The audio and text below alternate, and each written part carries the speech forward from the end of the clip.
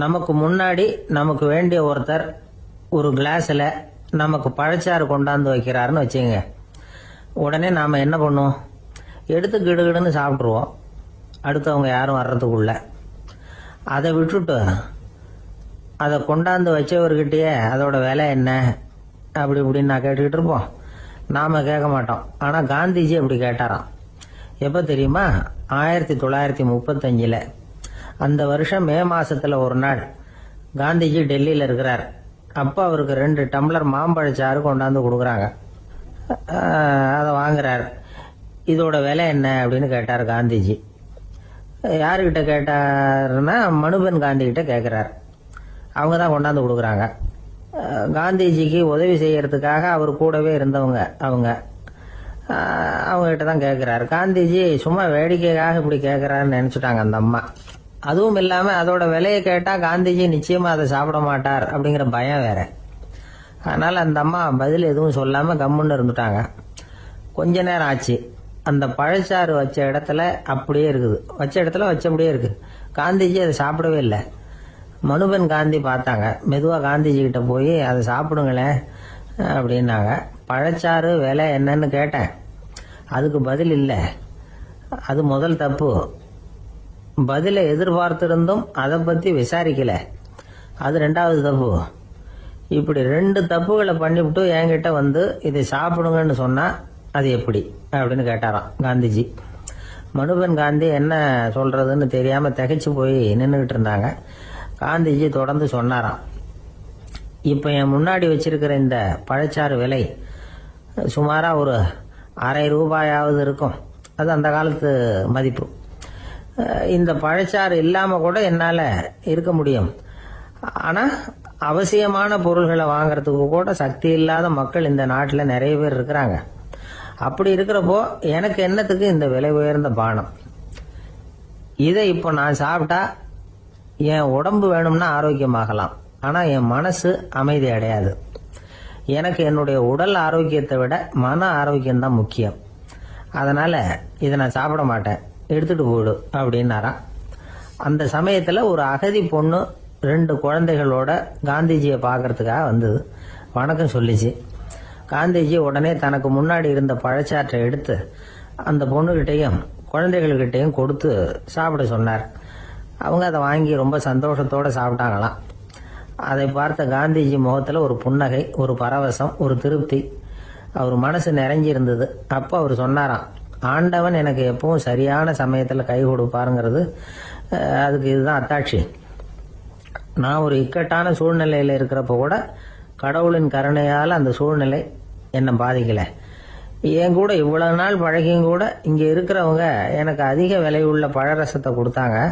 ஆனால் சரியான நேரத்தில் அதை சாப்பிட வேண்டியவங்களை என்கிட்ட அனுப்பி வச்சு என்னை சந்தோஷப்படுத்தினார் கடவுள். அவருக்கு நன்றி அப்படின்னாராம் மகாத்மா காந்தி. உடல் ஆரோக்கியத்தை விட மன ஆரோக்கியம்தான் எனக்கு முக்கியம்னு சொன்னார் பாருங்க. அதை நாம் எல்லாரும் மனப்பூர்வமாக இன்னைக்கு சிந்திச்சு பார்க்கணும். இந்த காலத்தில் எல்லாரும் அப்படியா நினைக்கிறாங்க? எனக்கு தெரிஞ்ச ஒருத்தர் இருந்தார். தினமும் காலையில் ஒரு காஃபி சாப்பிட உட்கார்ற நேரத்தில் பக்கத்து வீட்டுக்காரர் வந்து சேருவார் கரெக்டாக. உடனே அவரும் தனக்குன்னு வந்திருக்கிற காப்பியை எடுத்து மனப்பூர்வமாக பக்கத்து வீட்டுக்காரர்கிட்ட கொடுத்துருவார். அதுக்கப்புறம் அவருக்காக வேற காப்பி போட்டு கொண்டாந்து கொடுத்தாலும் வேண்டான்னு சொல்லிடுவார். ஆண்டவனா பார்த்து சரியான நேரத்தில் அவரை எங்கள் வீட்டுக்கு தினமும் அனுப்பி வைக்கிறார் அப்படிம்பார். ஏன் அப்படி சொல்கிறீங்க அப்படின்னு கேட்டோம் ஒரு நாள். அதுக்கு அவர் சொல்கிறார், எனக்கு என்னோட உடல் ஆரோக்கியம்தான் முக்கியம். இதை கடவுள் புரிஞ்சுக்கிட்டு எங்கள் வீட்டு காப்பியை சாப்பிட்றதுக்கு தினமும் அடுத்த வீட்டுக்காரனை அனுப்பி வைக்கிறார் அப்படின்னார். ஐயா, என்னுடைய நூல் வெளியீட்டு விழாவுக்கு அவசியம் நீங்கள் வரணும் அப்படின்னு கூப்பிட்டார் ஒருத்தர். எப்போ வரணும்னு கேட்டேன். அடுத்த வாரம்னார். சரி, புத்தகம் தயாராகிட்டுதா அப்படின்னு. நாளைக்கு தான் அச்சிக்க கொடுக்க போறேன்னார். என்னங்க இது, புத்தகம் அச்சிடுறதுக்கு முன்னாடியே அழைப்புதழை வந்து அச்சடிச்சு விட்டீங்களே அப்படின்னு கேட்டேன். அதனால என்னங்க, அந்த காலம் மாதிரி அப்போல்லாம் அச்சுக்கலை வந்து எவ்வளவோ முன்னேறியாச்சுங்க. Linotype, monotype, phototype, laser, இப்படி என்னென்னமோ வந்தாச்சு. இன்னைக்கு கொடுத்தா நாளைக்கே புத்தகம் தயார் அப்படின்னார். இப்படி இந்த அளவுக்கு முன்னேறி இருக்கிற இந்த அச்சுக்கலை ஆரம்பத்தில் எப்படி இருந்தது தெரியுமா? அந்த காலத்துல காகிதம்னா என்னன்னே தெரியாது. அப்படி ஒன்று கண்டுபிடிக்கப்படவே இல்லை. அப்போ அப்பெல்லாம் எதையாவது ஒண்ணு எழுதணும்னா அதுக்கு ஆட்டு தோலை தான் பயன்படுத்தி இருக்கிறாங்க. கண்ணுக்குட்டி தோல் கூட அதுக்கு உபயோகப்பட்டுதான். ஐரோப்பாவில் இருந்த பாதிரியார்கள் தோல்ல எழுதப்பட்ட புத்தகத்தை தயாரிக்கிறதுல ரொம்ப கெட்டிக்காரங்களாம். எகிப்து, அப்புறம் மத்திய தரைக்கடல் ஓரத்துல உள்ள நாடுகள், இங்க எல்லாம் தோல் தான் எழுது பொருளா பயன்பட்டு வந்திருக்குது. ஆனா நம்ம நாட்டுல ஓலைச்சுவடிகளை எழுத்துக்கு பயன்படுத்தி இருக்கிறாங்க. எழுதுறதுக்கு தோலை பயன்படுத்தினவங்க பிறகு பேப்பரைஸ் அப்படிங்கிற கோரை புல்ல அதுக்கு பயன்படுத்தினாங்களாம். இதெல்லாம் அப்படி கொஞ்சம் கொஞ்சமா கண்டுபிடிச்சிட்டு வந்திருக்கிறாங்க. அந்த புல்லை கச்சிதமா நறுக்க வேண்டியது, நல்லா பதப்படுத்த வேண்டியது, அதுக்கப்புறம் அதுல எழுத வேண்டியது, அவ்வளவுதான். பேப்பருங்கிற சொல்லே இந்த பேப்பைரஸ் அப்படிங்கறதுல இருந்து வந்ததுதான். அதுக்கப்புறம் தான் காகிதம் வந்தது. இத முதல்ல சீன நாட்டில தான் கண்டுபிடிச்சாங்க. அது வந்த பிறகு அச்சு எந்திரம் கண்டுபிடிக்க வேண்டிய அவசியம் ஏற்பட்டது. அதை கண்டுபிடிச்சவர் ஜெர்மானிய அறிவியல் அறிஞர் ஜான் கூட்டன்பர்க். அச்சு கலைக்கு அடித்தளம் அமைச்சவர் அவர் தான். ஜெர்மனியில மெயின்ஸ் அப்படிங்கிற ஊர்ல 1399 பிறந்தார். அவரோட மாமன் ஒருத்தர் உலோக வேலையில வல்லவர். அவர்கிட்ட அந்த வேலையை கத்துக்கிட்டார். அதோட வைர கற்களை பட்டை தீட்டுறதுலயும் ரொம்ப தேர்ச்சி பெற்றிருந்தார். இளம் வயசுலயே சும்மா இருக்க மாட்டாராம். எதை செஞ்சாலும் அதை திறமையா செய்வாராம். அவர் தான் முதல்ல மர அச்சு எழுத்துக்களை உருவாக்கினார். அது மேல மை தடவி பிரதிகள் எடுத்தார். அதுக்கப்புறம் உலோக எழுத்துக்கள், முதல்ல காரியம், அப்புறம் இரும்பு, அப்புறம் கலப்பு உலோகம், பிறகு அச்சடிக்கிறதுக்கு எந்திரம் ஒன்னையும் உருவாக்கினார். முதல்ல பைபிள் அச்சடிச்சார். 1468 அவர் இறந்து போனார். 16ஆம் நூற்றாண்டுல மேலை நாடுகள்ல இருந்து மர எழுத்துக்களை கொண்டுகிட்டு தமிழ்நாட்டுல கிறிஸ்தவ நூல்களை அச்சிட்டாங்க. அப்பெல்லாம் அச்சகங்கள் போதிய அளவுக்கு இங்க இல்ல. அதுக்கு என்ன காரணம்னா, இந்தியர்கள் அச்சகங்களை நடத்தக்கூடாது அப்படின்னு சட்டம். 1835 வரைக்கும் அந்த சட்டம் நடைமுறையில இருந்தது. இந்த நிலைமையில அங்கேயும் இங்கேயுமா 1-2 அச்சகங்கள் ஆரம்பமாச்சு. 1713 தரங்கம்பாடியில லூத்தரன் மிஷன் அச்சகம், அதே ஆண்டுல சென்னையில SPCK அச்சகம். இது ரெண்டும் தான் இந்தியாவில முதல்ல தொடங்கப்பட்ட அச்சகங்கள். ஆட்டுத்தோல்லையும் ஓலைச்சுவடியிலையும் எழுதப்பட்ட எழுத்துக்கள் இன்னைக்கு எங்கேயோ போயிட்டுது. ஆனா நம்ம ஊர்ல எழுத்தாளர்கள் நிலைமை தான் ஒன்னும் சொல்லிக்கிறது மாதிரி இல்ல. நம்ம ஆள் ஒருத்தர் சொன்னார், சார் நான் சொந்தத்துல ஒரு அச்சாபீஸ் வச்சிருந்தேன், இப்பவும் வச்சிருக்கிறேன். அதனால என்னுடைய படைப்புகளை புத்தகமா வெளியிடுறதுல எனக்கு ஒன்னும் கஷ்டம் இல்ல. வருஷத்துக்கு ஒரு புத்தகம் எழுதி வெளியிட்டுருவேன். 15 வருஷமா இலக்கிய உலகத்துக்கு இப்படி சேவை செஞ்சுக்கிட்டு வர்றேன். ஆனா இந்த வருஷம்தான் வாசகர்கள் எனக்கு பாராட்டு விழா நடத்தி இருக்கிறாங்க அப்படின்னார். இந்த வருஷம் அப்படி என்ன விசேஷம் அப்படின்னு கேட்டோம். இந்த வருஷம்தான் நான் எந்த புத்தகம் எழுதி வெளியிடாம இருந்தேன், அதுக்காகத்தான் எனக்கு இந்த பாராட்டு விழா அப்படின்னார். ஒரு ராஜா இருந்தார். நாடு பூராவும் நிறைய மரங்களை நட்டு வளர்க்கணுங்கிறது அவரோட ஆசை.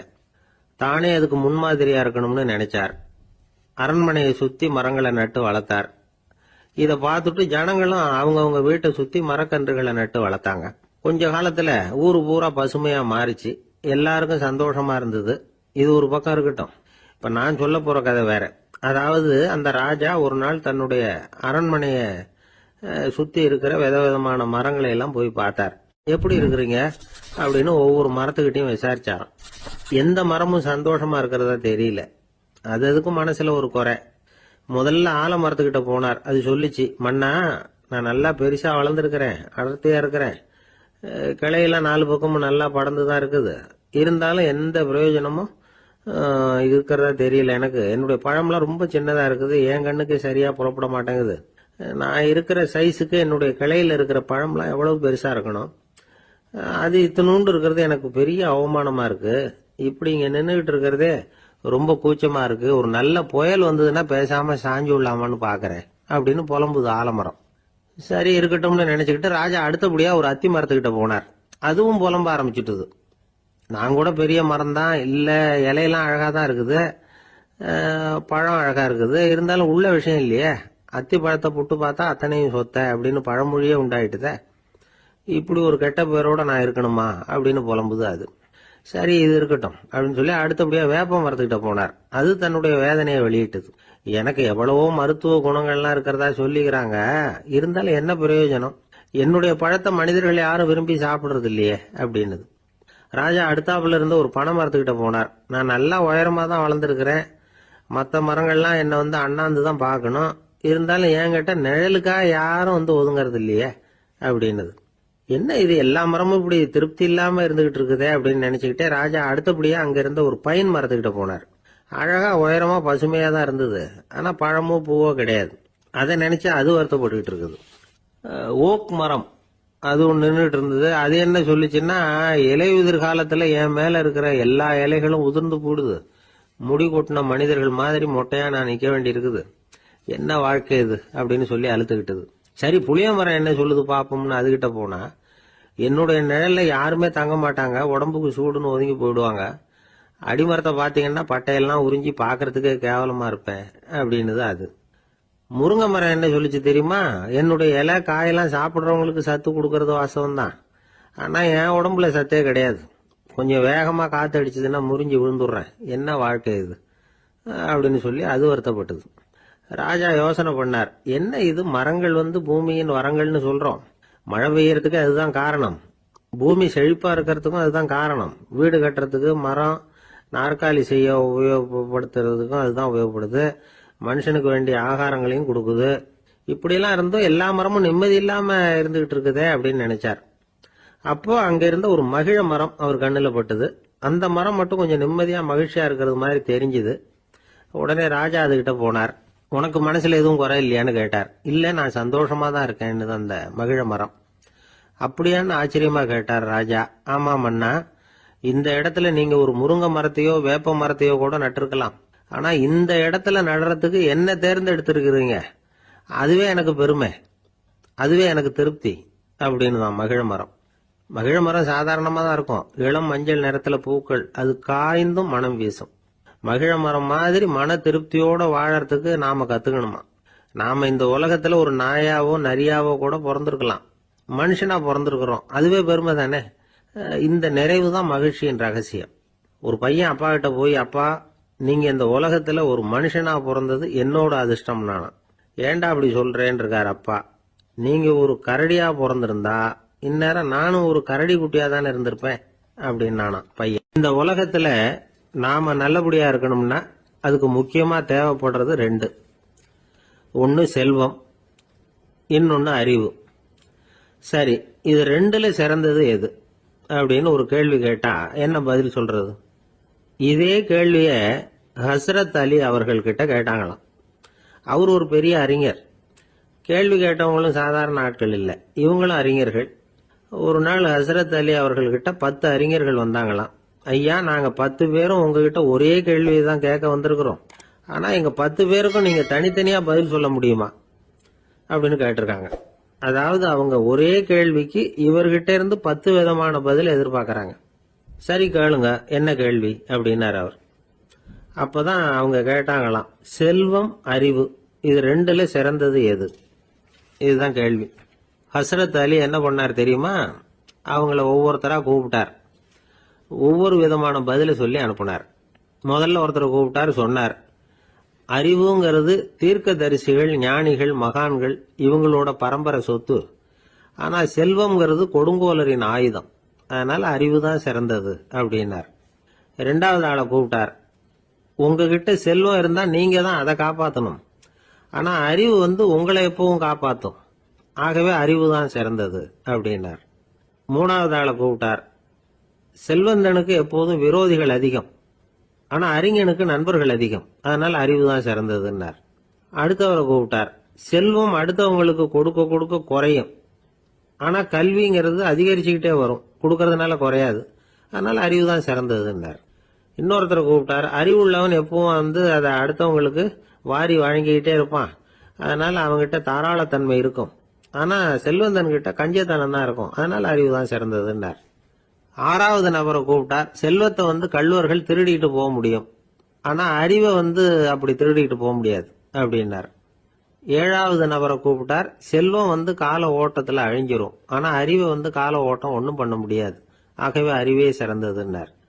8வது ஆளை கூப்பிட்டு சொன்னார், செல்வத்துக்கு எப்பவும் எல்லை உண்டு, நிறைவு உண்டு, அளவு உண்டு, கணக்கு உண்டு, ஆனா அறிவுக்கு அப்படிப்பட்ட எல்லை எதுவும் கிடையாது, அதனால அதுதான் சிறந்ததுன்னார். அடுத்தவனை கூப்பிட்டார், செல்வம் உள்ளத்துல உள்ள ஒளியை போக்கிவிடும், இருட்டை உண்டாக்கிவிடும், விரிந்த மனப்பான்மையை குறுகலாக்கிவிடும். ஆனா அறிவு அப்படி இல்லை, இருண்ட உள்ளத்துல ஒளியை பாய்ச்சி அதை விசாலப்படுத்துது, அதுதான் சிறந்ததுன்னார். கடைசியா 10வது நபரை கூப்பிட்டார். செல்வம் மனசுல செருக்கை உண்டாக்குது, ஆணவத்தை ஏற்படுத்துது, அதனால நானே கடவுள்னு நினைக்கிற அளவுக்கு மனுஷனை தாழ்த்தி விடுது. ஆனா அறிவு பணிவையும் பண்பாட்டையும் வளர்க்குது, அதனால அறிவு தான் சிறந்ததுன்னார். ஆக இப்படி 10 பேருக்கும் 10 விதமா பதில் சொன்னது மூலமா ஹஸ்ரத் அலி அவர்கள் அறிவு தான் செல்வத்தை விட சிறந்தது அப்படிங்கறதுக்கு 10 காரணங்களை சுட்டி காட்டியிருக்கார். அந்த அறிஞர் 10 பேர் கேட்ட ஒரே கேள்விக்கு 10 பதில சொன்னார். நமக்கு வேண்டிய ஒருத்தர் 10 பேர் கேட்ட கேள்விக்கு ஒரே பதில சொல்லி சமாளிச்சார். கேள்வி என்ன தெரியுமா? என்கிட்ட வாங்கின கடனை எப்பயா திருப்பி கொடுக்க போற? இதுதான் அந்த 10 பேரும் கேட்ட ஒரே கேள்வி. இந்த மாசம் 26ஆம் தேதி தந்துடுறேன் அப்படிங்கிற ஒரே பதில சொல்லி அவ்வளவு பேரையும் இவர் அனுப்பி வச்சுட்டாராம். எல்லாரும் போனதுக்கு அப்புறம் இவரை தனியா கூப்பிட்டு கேட்டிருக்கிறாங்க, அது என்ன சார் கணக்கு 26ஆம் தேதி, அன்னைக்கு என்ன அதிசயம் நடக்க போகுது அப்படின்னு கேட்டிருக்காங்க. அதிசயம் அன்னைக்கு இல்ல, அதுக்கு முத நாளே நடக்க போகுதுன்னாராம். விவரமா சொல்லுங்கன்னு இருக்காங்க. வேற ஒண்ணும் இல்லைங்க, 26ஆம் தேதி தானே எல்லாரையும் வர சொல்லி இருக்கிறேன், அதுக்கு முத நாளே நான் புறப்பட்டு தலைமறைவாயிட போறேன் அப்படின்னாராம் ரொம்ப பெருமையா. ஒரு பெரிய காடு, அந்த காட்டுக்கு மத்தியில ஒரு ஆசிரமம். அங்க ஒரு முனிவர் இருந்தார். பல இடங்கள்ல இருந்து வர்ற குழந்தைகளுக்கு அவர் பாடம் சொல்லி கொடுத்துட்டு இருக்கிறார். ஏழை பணக்காரர் அப்படிங்கிற வித்தியாசம் எல்லாம் கிடையாதுங்க. எல்லாரும் அவர்கிட்ட தங்கள் பிள்ளைகளை அனுப்பி வச்சாங்க. மன்னர்களுடைய பிள்ளைங்க கூட அங்க அவர்கிட்ட தான் படிக்கிறதுக்கு வருவாங்க. ஆனா அந்த முனிவரை பொறுத்த வரைக்கும் எல்லா பிள்ளைங்களும் ஒண்ணுதான். இது யார் வீட்டு பிள்ளைன்னு எல்லாம் பார்க்க மாட்டார், எல்லாரும் சமம். மாணவர்கள்லாம் அங்கேயே மாச கணக்குல வருஷ கணக்குல தங்கி இருந்து பாடம் கத்துக்கிட்டு போறது வழக்கம். அவரா பார்த்து போன்னு சொல்ற வரைக்கும் அங்கேயே இருக்கணும், படிக்கணும், குருகுல வாசம். ஒரு சமயம் ஒரு ராஜகுமாரனும் அவர்கிட்ட படிச்சுக்கிட்டு இருந்தான். அவனுக்கு ஒரு 15 வயசு இருக்கும். சில வருஷம் கழிச்சு அந்த முனிவர் தன்கிட்ட இருக்கிற மாணவர்களுக்கெல்லாம் பரீட்சை வச்சார். அவங்களுடைய அறிவு முதிர்ச்சியை கணிக்கிறதுக்காக பல சோதனைகள்லாம் வச்சார். ஒவ்வொருத்தரா பார்த்து இனிமே நீங்க உங்க வீட்டுக்கு போகலாம் அப்படின்னு சொல்லி அனுப்பி வச்சுக்கிட்டு இருக்கிறார். எல்லாரும் போயிட்டாங்க. கடைசியா மிஞ்சி இருந்தது ஒரே ஒரு மாணவன். அவனை மட்டும் வீட்டுக்கு அனுப்பல. யார் அந்த பையன் தெரியுமா? அவன்தான் அந்த ராஜகுமாரன். ராஜகுமாரனுடைய தந்தைக்கு, அதுதான் இந்த ராஜாவுக்கு, அங்க வயசு ஏறிக்கிட்டே போகுது. என்ன இது, படிக்க போன பையன் இன்னும் திரும்பி வரலையே அப்படின்னு நினைச்சார். வந்துட்டா சீக்கிரமா அவனுக்கு பட்டம் கட்டிவிட்டு நாம விலகிக்கலாமே அப்படின்னு நினைச்சாரு. கல்யாணம் வேற பண்ணி பார்க்கணும் பையனுக்கு. ஆனா பையன் வர்ற வழியை காணும். ராஜா பார்த்தார். சரி நேர்லயே போய் என்னன்னு தெரிஞ்சிட்டு வந்துருவோம் அப்படின்னு காட்டுக்கு புறப்பட்டார். அங்க போய் முனிவரை பார்த்தார். முனிவர் இவரை அன்பா வரவேற்று உட்கார வச்சார். அதுக்கப்புறம் ராஜா மெதுவா, எல்லாரையும் வீட்டுக்கு அனுப்பி வச்சுட்டீங்களாமே, என் பிள்ளைய மட்டும் அப்படின்னு சொல்லி மெதுவா இழுத்தார். முனிவர் இதுக்கு உடனே பதில் சொல்லல. ராஜாவை கூப்பிட்டுட்டு போய் விருந்தினர் குடிசையில தங்க வச்சார். அதுக்கப்புறம் சொன்னார், உங்க மகன் எல்லா பாடங்கள்லயும் முதல் இடம் வாங்கியிருக்கான். இப்படி முதலாவதா வர்ற மாணவனுக்கு நாங்க இன்னொரு தேர்வு வைக்கிறது வழக்கம். அதுலயும் அவன் முதலாவதா வந்துட்டான்னா அவன் ஒரு பெரிய வித்வான் அப்படிங்கிற கௌரவத்தை அடைஞ்சிருவான் அப்படின்னார். அதாவது முனிவர் அப்படி சொல்றார். அப்படி சொல்லிவிட்டு போயிட்டார் அவரு. ராஜா அங்கேயே தங்கிட்டார். ராத்திரி படுத்து தூங்கினார். காலையில எழுந்திருச்சு அந்த குடிசைக்கு வெளியில வந்தார் பல்லு விளக்கறதுக்காக. அந்த சமயத்துல தூரத்துல ஒருத்தன் ஒரு கையில கோடாலிய வச்சுக்கிட்டு தலையில ஒரு பெரிய விறகு கட்டை சுமந்துக்கிட்டு வந்துகிட்டு இருக்கிறது மாதிரி தெரிஞ்சது. யாராவது விறகு வெட்டியா இருக்கும் அப்படின்னு நினைச்சார் ராஜா. கிட்ட வந்ததும் உத்து பாக்குறாரு. பார்த்தா அது தன்னோட புள்ள. திகைச்சு போயிட்டார். என்ன இது, ஒரு ராஜகுமாரனை கூட இது மாதிரி வேலையெல்லாம் செய்ய சொல்றாங்களே அப்படின்னு நினைச்சார். ராஜகுமாரன் விறகு கட்டை கொண்டுகிட்டு போய் கொல்லை பக்கம் வச்சான். அந்த சமயம் முனிவர் அங்க வந்தார். என்ன மகனே, விறகு வெட்டிட்டு வந்துட்டியா? சரி, இப்போ ஒரு துடைப்பத்தை எடுத்துக்கோ, விருந்தினர் குடிசையின் வாசல் பக்கத்தை கூட்டி பெருக்கி சுத்தம் பண்ணு போ அப்படின்னார். அப்படியே செய்யறேன் குருவே அப்படின்னு சொல்லிவிட்டு போனான். சுத்தம் பண்ண ஆரம்பிச்சுட்டான். ராஜா பார்த்தார் இத. உடனே ஓடியாந்தார். மகனே, என்ன காரியம் பண்ற? துடப்பத்தை கீழே போடுனார். இப்ப அந்த ராஜகுமாரன் சொல்றான், தந்தையே, இது என்னுடைய குருதேவரோட உத்தரவு. இங்க நான் ஒரு மாணவன். இங்க அரசனும் ஒண்ணுதான், ஆண்டியும் ஒண்ணுதான். குருதேவர் சொல்றத மறுக்காம செய்யறது தான் எங்க கடமை அப்படின்னா. இந்த சமயம் முனிவர் அங்க வந்தார். இவனை முதுகுல தட்டி கொடுத்தார். அப்புறம் ராஜா கிட்ட சொன்னார், அரசே, உங்க புள்ள எங்க கடைசி தேர்வுலையும் வெற்றி பெற்றுட்டான். பணிவுதான் மாணவர்களின் மிக உயர்ந்த குணம். குருநாதர் சொல்றது மனசுக்கு பிடிக்கலன்னா கூட மறுக்காம செய்யணும். அப்படி செய்யறதுனால எதை செய்யலாம், எதை செய்யக்கூடாது அப்படிங்கிற விவேகம் அவங்களுக்கு வந்துடும். செய்யக்கூடாதத கூட பெரியவங்க சொல்லிவிட்டா செஞ்சுதான் ஆகணும் அப்படிங்கிற பணிவு அவங்களுக்கு வந்துடும். இந்த குணம் வந்துட்டுதுன்னா அவங்க எத்தனை கடினமான வேலையா இருந்தா கூட ரொம்ப சுலபமா செஞ்சு முடிச்சிருவாங்க. தூக்கத்திலேயும் அப்புறம் துக்கத்திலேயும் தோண்டு போட மாட்டாங்க. இந்த பணிவும் விவேகமும் அவங்க கிட்ட மன உறுதியை ஏற்படுத்தும். அந்த உறுதி உங்க பையனுக்கு வந்தாச்சு. இனிமே அவனை நீங்க அழைச்சிட்டு போகலாம். அவன் நிச்சயமா பேரும் புகழும் பெறுவான் அப்படின்னாரு. ராஜா அவரை பார்த்து, குருதேவா, புரிஞ்சுக்கிட்டேன், என்னை மன்னிக்கணும் அப்படின்னாரு. அதுக்கப்புறம் மகனை அழைச்சிக்கிட்டு நாட்டுக்கு திரும்பி வந்துட்டார். இந்த கதைய இன்று ஒரு தகவல்ல சொல்லுங்க சார், உங்க நிகழ்ச்சியில சொல்லுங்க சார் அப்படின்னு சொல்லி மாணவர்கள் கேட்டா பணிவா இருக்கிறது எப்படி அப்படிங்கறத புரிஞ்சுக்குவாங்க அப்படின்னு சொன்னார் ஒருத்தர். சரி சொல்லுவோம், அதுக்கு முன்னாடி நேர்லயே ஒரு பையன்கிட்ட சொல்லி பார்க்கலாமே அப்படின்னு தோணுச்சு. உடனே ஒரு பையனை கூப்பிட்டோம். ஏன்பா, உங்க வாத்தியார் உனக்கு இது மாதிரி ஒரு பரீட்சை வச்சா என்ன பண்ணுவேன் அப்படின்னு கேட்டோம். நானும் அப்படிதான் சார் நடந்துக்குவேன், விறகு வெட்டுவேன், தொடப்பத்தினால கூட்டி சுத்தம் பண்ணுவேன், உடனே செஞ்சு முடிச்சிருவேன் சார் அப்படின்னா. பலே பரவாயில்லையே அப்படின்னோம். ஆமா சார், அப்படி செஞ்சாதானே வீட்டுக்கு அனுப்புவார், இல்லைன்னா இன்னொரு வருஷம் இங்கே இருந்து படின்னு சொல்லி விடுவாரு, அதனால அப்படி செய்வேன் அப்படிங்கிறான் அந்த பையன். காலை நேரம், கடற்கரை ஓரம், காலை வீசிக்கிட்டு கையை வீசிக்கிட்டு ஏதோ சண்டைக்கு போற சிப்பாய் மாதிரி எல்லாரும் நடந்து போயிட்டு இருக்கிறாங்க. நடைப்பயிற்சி. அதுல நமக்கு தெரிஞ்ச ஒருத்தர் எதிரில் வந்தார் ரொம்ப வேகமா. என்ன சார் வாக்கிங்க அப்படின்னு கேட்டோம். அவரால் ஆமாம்னு பதில் சொல்ல முடியல, அவ்வளவு கஷ்டம். மூச்சு விடுறதுக்கே வாயை திறந்து திறந்து மூடிட்டு இருக்கிறார். எங்க பேசுறது? கொஞ்சம் நின்று நிதானிச்சு மூச்சு விட்டுட்டு அதுக்கப்புறம் சொன்னார் ஆமா அப்படின்னு. என்ன சார் இவ்வளவு வேகம்னு? உங்க பேச்சை கேட்டுட்டு தான் சார் நடக்க ஆரம்பிச்சோம். நீங்க தான் அடிக்கடி சொல்லிட்டு இருந்தீங்க நடக்கிறது நல்லதுன்னு. அன்னையிலேருந்து ஆரம்பிச்சுட்டேன், ஆனால் ரொம்ப கஷ்டமா இருக்குது சார். இப்ப பாருங்க, உங்ககிட்ட சுலபமா பேசக்கூட முடியல, மூச்சு வாங்குது, உடம்பு கூட வலிக்கிறது மாதிரி இருக்கு அப்படின்னு அவர் பாட்டுக்கு பேச ஆரம்பிச்சுட்டார். உங்களை யாரு சார் இவ்வளவு வேகமா நடக்க சொன்னது? வேகத்தை குறைங்க, மெதுவா நடங்க அப்படின்னோம். நீங்க நடக்கிறதுனால என்னென்ன சௌகரியம்னு அன்னைக்கு சொன்னீங்களே தவிர சௌகரியமா நடக்கிறது எப்படின்னு சொல்லலையே அப்படின்னாரு அவர். இன்னமும் லேசா மூச்சு வாங்கிட்டே சொன்னா கூட இவர் சொல்றதுலயும் ஒரு நியாயம் இருக்கு.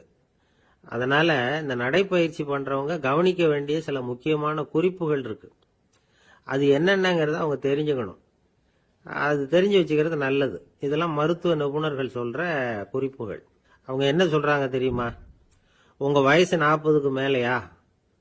உங்க எடை இருக்க வேண்டியதை விட 10 கிலோ அதிகமா இருக்குதா? நீங்க புகை பிடிக்கிறவரா? இதய நோய், ரத்த நாள நோய், உயர் ரத்த அழுத்தம் இப்படி ஏதாவது உங்களுக்கு உண்டா? அப்படின்னா நீங்க உங்க இஷ்டத்துக்கு வரிஞ்சு கட்டிக்கிட்டு நடைப்பயிற்சி பண்ண ஆரம்பிச்சிடாதீங்க. முதல்ல ஒரு மருத்துவ பரிசோதனை பண்ணிக்கோங்க, அதுதான் நல்லது அப்படின்னு அவங்க சொல்றாங்க. நடக்கிறப்போ, உடற்பயிற்சி செய்யறப்போ மார்பு பகுதியில அல்லது வேற எங்கேயாவது தொடர்ந்து வலி இருந்ததுன்னா பயிற்சியை நிறுத்தி விட்டு டாக்டரை போய் பார்க்கணும். நடைப்பயிற்சி பண்றப்போ உங்க சக்திக்கு தகுந்த மாதிரி மெதுவா அதிக கஷ்டம் இல்லாம முன்னேறலாம். அங்க என்ன போட்டியா வைக்கிறாங்க? முந்திட்டு போய் என்ன பண்ண போறோம்? பரிசா வாங்க போறோம். அதனால நிதானம் அவசியம் அப்படிங்கறது அவங்க ஆலோசனை. தொந்தரவு கொடுக்காத ஷூ, டிரெஸ் இதுகளை உபயோகப்படுத்துங்க. பாதத்துல ஆடு தசை இருக்குல்ல, அங்க ஏதாவது பிரச்சனை இருந்ததுன்னா டாக்டரை பாருங்க. இந்த பாதத்துல வலி வரும் அந்த இடத்துல. வெயில் காலமா இருந்தா தலைக்கு தொப்பி வச்சுக்கோங்க. பனியில நடந்தாலும் அப்படித்தான், தலையை பத்திரமா பாத்துக்குங்க. நம்ம கிட்ட ஏதோ கொஞ்சம் உருப்படியா தெரியறது அதுதானே. உடற்பயிற்சிக்கு முன்னாடி பின்னாடி பயிற்சி செய்யறப்போ நிறைய தண்ணி குடிக்கலாமா. முதல் 1 மாசத்துக்கு கொஞ்சம் தளர்த்தியா சாவகாசமா நடக்கலாம். மணிக்கு 3 அல்லது 4 கிலோமீட்டர் வேகம்னு வச்சுங்களேன். அதுக்கப்புறம் வேகத்தை அதிகப்படுத்தலாம். மணிக்கு 6 அல்லது 8 கிலோமீட்டர் அளவுக்கு நடக்கலாம். நல்லா கையை வீசிக்கிட்டு நடக்கணும். மூச்சு விடுற எண்ணிக்கை அதிகரிக்கணும். இது மாதிரி ஒரு 30 நிமிஷம் நடக்கலாம். தனியா நடந்து போறதுக்கு உங்களுக்கு என்னமோ மாதிரி இருக்குதா? கூட யாரையாவது சேர்த்துக்குங்க, ஒரு குரூப்பா சேர்ந்து போகலாம். நடக்கிறதுங்கிறத ஒரு சந்தோஷமான சமாச்சாரமா ஆக்கிக்கணும். தினம் இப்படி நடக்க வேண்டி இருக்குதே அப்படின்னு புலம்பிக்கிட்டே போகக்கூடாது. சில பேர் நடக்கிறப்போ கடந்த காலத்தை ஆசை போட்டுக்கிட்டே போவாங்க, சில பேர் வருங்காலத்தை ஆசை போட்டுக்கிட்டே போவாங்க, சில பேர் முக்கியமான திட்டம்லாம் இப்படி நடக்கிறப்ப தான் தீர்மானம் பண்ணுவாங்க. நடக்கிறதுனால மன இறுக்கம் குறையுது, பரபரப்பு குறையுது, மன ஆற்றல் பெருகுது, தன்னம்பிக்கை வளருது, முதுமை தள்ளி போகுது, செயல்திறன் அதிகரிக்குது. இதை தவிர உடம்புக்கும் பல விதமான சௌகரியங்கள் ஏற்படுது. அதனால இதுவரைக்கும் நடக்க ஆரம்பிக்காதவங்க இனிமே இந்த குறிப்புகளை கவனத்தில் வச்சுக்கிட்டு நடக்க ஆரம்பிச்சுடலாம். சார்லஸ் லேம்ப் அப்படின்னு ஆங்கில இலக்கிய மேதை ஒருத்தர், அவர் ஒரு தரம் உடம்பு சரியில்லைன்னு டாக்டர் கிட்ட போனாராம். டாக்டர் அவரை பார்த்துட்டு, நீங்க தினமும் காலையில வெறும் வயத்துல நடக்கணும் அப்படின்னாராம். வெறும் வயத்துல நடக்கிறதுக்கு நான் தயார், ஆனா வயிறு கிடைக்கணுமே சார், யார் வயத்து மேல நடக்கிறது டாக்டர் அப்படின்னு கேட்டாராம் இவர். ஒரு நண்பர் யாருக்கோ போன் பண்ணிட்டு இருந்தார். அவர் பேசி முடிச்சதும் நான் அவரை பார்த்து, இப்போ போன் பண்ணீங்களே அந்த போன் நம்பர் என்ன அப்படின்னு கேட்டேன். அவரு தலையை சொரிஞ்சுக்கிட்டார், ஞாபகம் வரலன்னார். சரி சார் அதை விடுங்க, உங்க மனைவி பேர் என்ன அப்படின்னு கேட்டேன். மாலதின்னார். என்ன சார் இது வேடிக்கை, கொஞ்ச நேரத்துக்கு முன்னாடி பேசின போன் நம்பர் மறந்து போச்சு, எப்பவோ கல்யாணம் பண்ணிக்கிட்ட மனைவி பேர் மறக்கல, அதை கரெக்டா சொல்லிவிட்டீங்களே அப்படின்னு கேட்டேன். அவரு என்ன ஒரு மாதிரியா பார்த்தார். அவரு அப்படி என்ன பார்த்ததுல ஒன்றும் தப்பு இல்லை, ஏன்னா நாம எல்லாருமே அப்படித்தானே, ஒரு குறிப்பிட்ட காரியத்துக்காக தொலைபேசியில ஒருத்தட்ட பேசுறோம், அதுக்கப்புறம் அந்த எண் நமக்கு அனாவசியம், அதனால மறந்துடுறோம். இதுக்கு பேர் தான் தற்காலிக ஞாபகம். ஆனா மனைவி பேரை மறந்துட முடியுமா? முடியாது. அது அவசியமான ஒண்ணு. அடிக்கடி அந்த பேரை உபயோகப்படுத்துறோம், அதனாலேயும் அது முக்கியங்கிறதுனாலேயும் அதை மறக்கிறது இல்லை. இதுக்கு பேரு நிரந்தர ஞாபகம். சரி, இந்த தற்காலிக ஞாபகம், நிரந்தர ஞாபகம், இது ரெண்டு ஞாபக அளவுகளையும் கட்டுப்படுத்துறது எது அப்படின்னா மூளைக்குள்ள நடக்கிற மின்சார நடவடிக்கைகள் தான். தற்காலிக ஞாபகம் ஒரு மின்னல் மாதிரி தோன்றி மறையுது, நிரந்தர ஞாபகம் ஒரு படிவம் போல மூளையில படிஞ்சுடுது. ஒரு சம்பவத்தின் பல பிரதிகள் மூளையில பல்வேறு பகுதிகளிலேயும் படியறதுனால ஒன்னு மறைஞ்சாலும் மறந்தாலும் இன்னொன்னு மறையறதில்ல. இப்படிப்பட்ட நிலைமையில தான் இந்த தொண்டையில இருக்கு, வாயில வரமாட்டேங்குது சார் அப்படிமா. ஒருத்தருக்கு எந்த துறையில ஆர்வமும் ஈடுபாடும் அதிகமோ அது சம்பந்தமான ஞாபக சக்தி அதிகமா இருக்கும். தொழிலை விரும்புகிற ஒரு டெலிபோன் ஆபரேட்டருக்கு எண்கள்லாம் நல்ல ஞாபகம் இருக்கும். அது மாதிரி கவிஞர்களுக்கு வார்த்தைகள் நல்ல ஞாபகத்தில் இருக்கும். இது ஒரு பக்கம் இருந்தாலும் ஒரு மூளை எண்களை விட எழுத்துக்களை விட படங்களை ரொம்ப சுலபமா ஞாபகத்துல வச்சுக்குது. புரிஞ்சுக்கிற தன்மை, அனுபவம், புத்தி கூர்மை இது கூடி குறையறத பொறுத்து ஞாபக சக்தியும் ஏறும் இறங்கும். இப்ப உதாரணத்துக்கு ஒரு பையனுக்கு படிச்சது எதுவும் ஞாபகத்துல இல்லைன்னா அவன் அதை சரியா புரிஞ்சுக்கலன்னு அர்த்தம். இந்த மறதிங்கிறது எந்த சமயத்துல ஒரு பிரச்சனை ஆகுது தெரியுமா? உங்களுக்கு வேண்டியப்பட்ட ஒருத்தரை ஞாயிற்றுக்கிழமை சாயந்தரம் சரியா 5 மணிக்கு கடற்கரைக்கு வர சொல்லிவிட்டு அந்த நேரத்தை மறந்துட்டா அது பரவாயில்ல, வர சொன்னதையே மறந்துட்டாதான் நிலைமை மோசம்னு அர்த்தம். இப்படி இருந்தா இது சிகிச்சை எடுத்துக்க வேண்டிய நிலைமைங்கிறத புரிஞ்சுக்கணும். ஆமா, இதுக்கும் மருந்து இருக்கு. ஆனா மூளை குறிப்பிட்ட அளவுக்கு கீழே இயங்குறப்போ இன்னொன்னு சொல்லுவாங்க, இந்த நியூரோ டிரான்ஸ்மிட்டர் அப்படின்னு சொல்லுவாங்க. அப்படிங்கிற மூளை ரசாயனம் ரொம்பவும் குறைஞ்சி போறப்போ மட்டும்தான் உபயோகப்படும். டாக்டர் என்ன சொல்றாங்க தெரியுமா? மூளையை பொறுத்த வரைக்கும் அதுல ஞாபக சக்தி அதிகமா உள்ள மூளை, மறதி உள்ள மூளை அப்படின்னு ஒண்ணும் கிடையாது அப்படிங்கிறாங்க. நினைவு வச்சுக்கிறதுக்கு பயிற்சி அளிக்கப்பட்ட மூளை, பயிற்சியற்ற மூளை அப்படின்னு வேணும்னா சொல்லலாம் அப்படின்னு சொல்றாங்க. அதனால நம்ம ஞாபக சக்திங்கிறது நம்ம கிட்ட இருக்கிற பயிற்சி, முயற்சி இதை பொறுத்து தான் அமையும். ஒருத்தர் ஒரு பென்சிலை எங்கேயோ வச்சுக்கிட்டு தேடிக்கிட்டு இருந்தார். அப்புறம் என்னமோ தீவிரமா யோசனை பண்ணி அதை ஞாபகப்படுத்தி பார்த்துக்கிட்டு இருந்தாராம். எதிரில் உட்கார்ந்து இருந்தவர் சொன்னார், பென்சிலை தானே தேடிட்டு இருக்கீங்க, அது உங்க வலது காதுல இருக்குது சார் அப்படின்னாராம் அவரு. இதுக்கு அவரு சொல்லியிருக்காரு, பென்சிலை வலது காதுல தான் வச்சிருக்கேங்கிறது எனக்கு நல்லா ஞாபகம் இருக்கு, ஆனா எது வலது காதுங்கிறது தான் மறந்து போச்சு அப்படின்னாராம். அவர் அதை தான் யோசிச்சுட்டு இருந்திருக்கிறார். ஒருத்தர் ஓடி வந்தார், இன்னொருத்தரை பார்த்து, சார் உங்க சைக்கிளை ஒரு நாள் இரவல் கொடுங்களேன், பக்கத்து ஊருக்கு போயிட்டு வர வேண்டியிருக்கு அப்படின்னார். இவர் சைக்கிளை கொடுத்து பத்திரமா கொண்டுட்டு போங்கன்னார். சார் இதை பத்திரமா கொண்டு போறேன், கவலையே வேணாம், ஏன்னா இது உங்களோட சைக்கிள் அப்படின்னு நான் நினைக்கல, என்னோட சைக்கிளா நினைக்கிறேன் அப்படின்னார். அதுக்கப்புறம் தான் இவருக்கு உண்மையாவே பயம் வந்துட்டுது. ஏன்னா அவர் சொன்னது மாதிரி அதை தன்னோட சைக்கிளாவே நினைச்சு தள்ளிட்டு போட்டா என்ன பண்றது? எது எதை நம்முடையதா நினைக்கணுங்கிறதுக்கு ஒரு வரையறை இருக்கு. சில பேர் ஆபீஸையே வீடா நினைச்சு விடுறது உண்டு. அப்படிப்பட்டவங்க கூட வீட்டை ஆபீஸா நினைக்கிறது இல்ல. ஏன்னா வீட்டில் இவர் ஆபீசரா நடந்துக்க முடியறதில்ல. இதெல்லாம் ஒரு பக்கம் இருக்கட்டும். இப்போ விஷயத்துக்கு வருவோம்.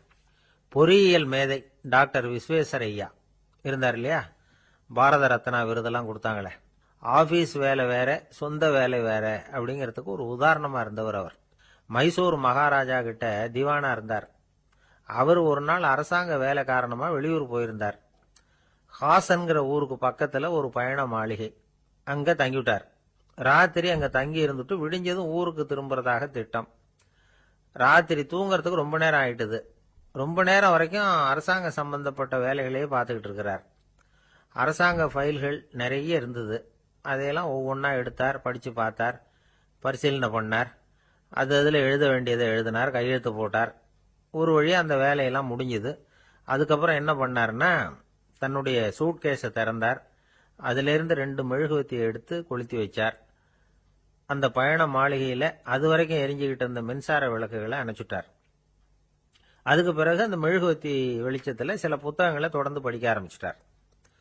அந்த பயண மாளிகையில் பணியாளராக இருந்தவர் இதை பார்த்துட்டு ஓடி வந்தார். மறுபடியும் மின் விளக்க போடுறதுக்காக போனார். விஸ்வேஸ்வரய்யா அதை பார்த்துட்டு போட வேணாம்ட்டாராம். இதுவரைக்கும் நான் அரசாங்க அலுவல்களை கவனிச்சுக்கிட்டு இருந்தேன், அதனால மின் விளக்குகள் அப்போ எரிஞ்சதுல தப்பு இல்லை. இப்போ நான் புத்தகம் படிச்சுக்கிட்டு இருக்கேன், இது என்னுடைய சொந்த வேலை. இங்க இருக்கிற மின் விளக்கு அதுக்காக ஏன் எரியணும் அப்படின்னு கேட்டாராம். இப்ப இருக்கிற சில அரசு பணியாளர்கள் கிட்ட இந்த சம்பவத்தை பேச்சோட பேச்சா சொல்லி பார்த்தேன். அவங்களால இதை ஜீரணிக்கவே முடியல. நேர்மை தேவைதான் சார், அதுக்காக அவ்வளவு தூரத்துக்கு அது தேவையா அப்படிங்கிறாங்க. விஸ்வேஸ்வரய்யா அப்படி பண்ணினது தான் ஒரு நேர்மையாளர் அப்படின்னு இந்த உலகத்துக்கு நிரூபிக்கணுங்கிறதுக்காக இல்ல.